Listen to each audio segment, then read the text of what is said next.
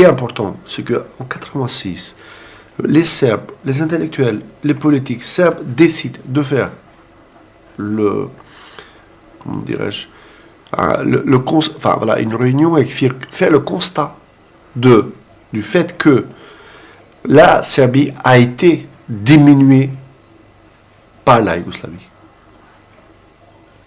En tout cas, ils ont fait une espèce de forum, ou je ne sais rien, on appelait le plénium de 86e, je crois, de réunion. Enfin, je ne me rappelle pas très bien les termes parce que c'est un peu loin. Enfin, je l'ai connu autrefois, mais je les ai un peu oubliés. Mais en tout cas, ce qui est important, c'est qu'ils sont arrivés à ce constat-là, en disant que nous, les Serbes, nous avons été diminués par la Yougoslavie. Parce qu'on a donné trop de droit à le Kosovo, on a donné trop de droit à la Voïvodine. On a des Serbes en Croatie qui n'ont pas suffisamment de droits. Alors que c'est vrai qu'il y avait la région de Krajina, tout ça, qui était peuplée de Serbes. Donc, ils n'avaient pas suffisamment de droits. Que les Serbes de Bosnie n'avaient pas suffisamment de droits, alors qu'ils vivaient parfaitement en harmonie entre Serbes, les orthodoxes, on dit les Bosniaques orthodoxes, les Bosniaques catholiques et les Bosniaques musulmans. Ils vivaient bien. Le Sarajevo était vraiment un exemple de métissage, de vie commune. Donc, ils ont dit aussi que les Serbes du Kosovo se font maltraiter, alors que les Serbes du Kosovo fuyaient tout simplement le Kosovo comme tout le monde, parce que c'était la pauvreté qui faisait fuir. Donc, le résultat des courses, on est arrivé sur le fait que eux avaient décidé que ils ont été diminués. Je rappelle qu'en Serbie, il y a beaucoup d'Albanais encore aujourd'hui. 40% de la population en Macédoine est d'origine albanaise. Donc ils vivent encore aujourd'hui ensemble. En Monténégro, 25% de la population est albanaise. Ils vivent bien aussi. Donc les Bosniaques sont mélange de tout, quoi. Donc les Bosniaques musulmans sont mélange de tout, des Turcs, des Serbes, des Croates. Ils vivent tous ensemble bien. Ils vivaient tous. C'est Sarajevo qui est là. Voilà. Donc du coup, à ce moment-là, ça a été décidé, et à partir de ce que ça a été décidé là, Milošević a commencé son chemin.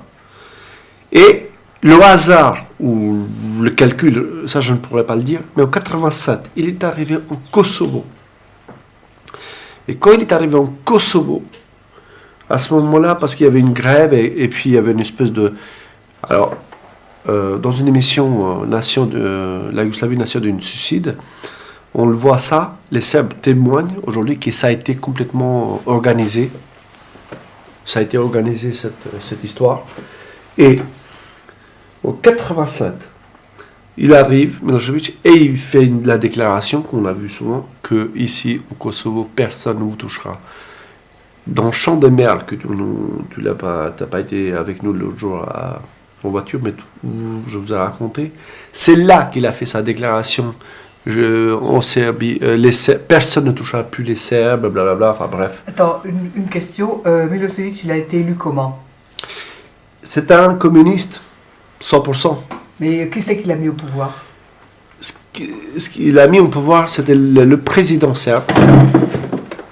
C'est un président serbe, que le serbe, il est arrivé au pouvoir avec les communistes serbes. En fait, il est arrivé au pouvoir en tant que communiste de la Yougoslavie. Donc c'est important aussi cette question, parce que tu vas le voir après ce qui va se passer. En fait, il arrive au Kosovo, il fait cette déclaration. À partir du moment où il fait cette déclaration, il était l'assistant du président serbe. C'est lui qui l'a envoyé en Kosovo, et il avait confiance en lui et tout ça. À partir du moment où il a fait cette déclaration, c'est là qu'il a pris le pouvoir.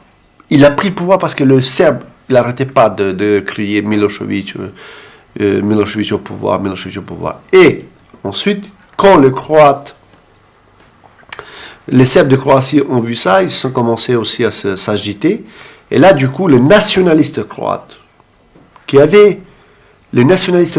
qui avaient fui le pays, que Tito avait fait fuir, là, ils ont commencé à revenir dans le pays.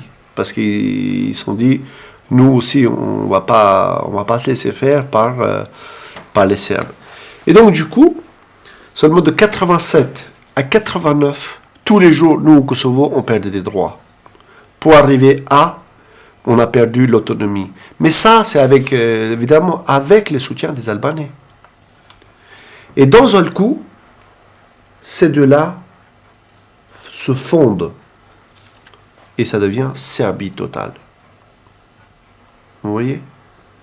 À partir de 89, les deux régions autonomes. Tu peux manger les gâteaux.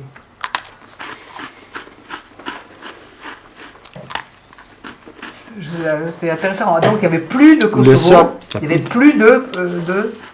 Pour les Serbes. Non, mais comment ça s'appelle? Vojvodine. Vojvodine, Vojvodine. je te rappelle, toi d'origine hongroise, il y avait 25% de la population était d'origine hongroise. Donc, j'irai plus loin. Enfin voilà.